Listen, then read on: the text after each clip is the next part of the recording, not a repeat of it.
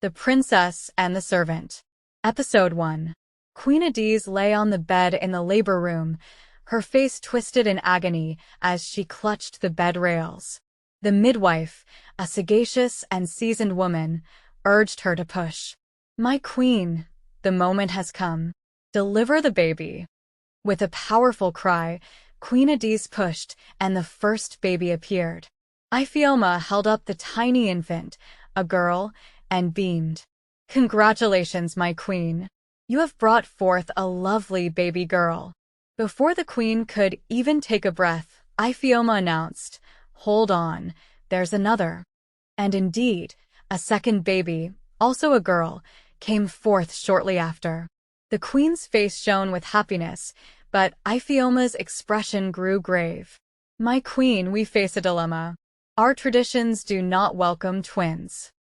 "Oh, I cannot endure the thought of my babies being taken from me, to be cast into the cursed woods. What shall we do now?" Queen Adiz asked. "My queen, let me go notify the king of your delivery," Ifioma replied and exited the room. Ifioma, the midwife, hurried to the king's chamber, her heart laden with worry. She encountered King Obinna seated on his throne, flanked by his guards. She bowed before the king. "My king," she started, "the queen has birthed twins, two charming girls." "What?" King Obinna exclaimed. "Yes, my king," Ifioma confirmed. The king was aware that the customs spurned twins, considering them a malevolent sign, destined for the cursed woods. But King Obinna couldn't fathom harming his own offspring. King Obinna's eyes conveyed a plea to Ifioma as he clasped her hands. "I implore you, Ifioma, keep this concealed from the townsfolk. I dread their response if they learn the queen has twins. I must devise a plan to safeguard my daughters." Ifioma nodded gravely, her visage etched with comprehension. "Your secret is safe with me, my king. But what of the queen? She will require assistance in nurturing the infants." The king's countenance became overcast with concern. "Fret not about that within the palace walls." King Obinna's brow furrowed with worry.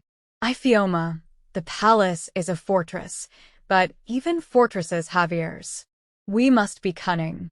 Ifioma's eyes sparkled with a mix of fear and determination. "My king, I have an idea. We could raise one of the princesses as a commoner, far from the palace. It's risky, but it might just work." The king paced back and forth, the weight of the decision pressing down on him. "A commoner, you say? It's a bold plan, but desperate times call for desperate measures." Meanwhile, Queen Adiz cradled her daughters, unaware of the plot being woven around them. She whispered to them, "My precious ones, you will grow up to be strong and brave, no matter what the world throws your way." Back in the king's chamber, Ifioma and King Obinna hatched their plan. "We'll need someone we can trust implicitly," Ifioma said. "What about Namdi, the shepherd? He's loyal and discreet," the king suggested.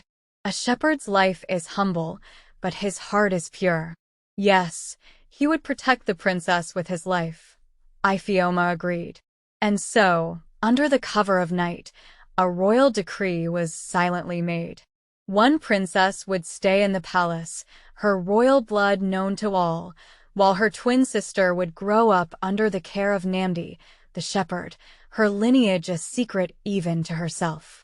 As the years passed, the princess in the palace, Princess Amara, grew up in luxury, her every wish granted. Her sister, now called Ada, knew only the simple life of a shepherd's family, her royal blood a fiercely guarded secret.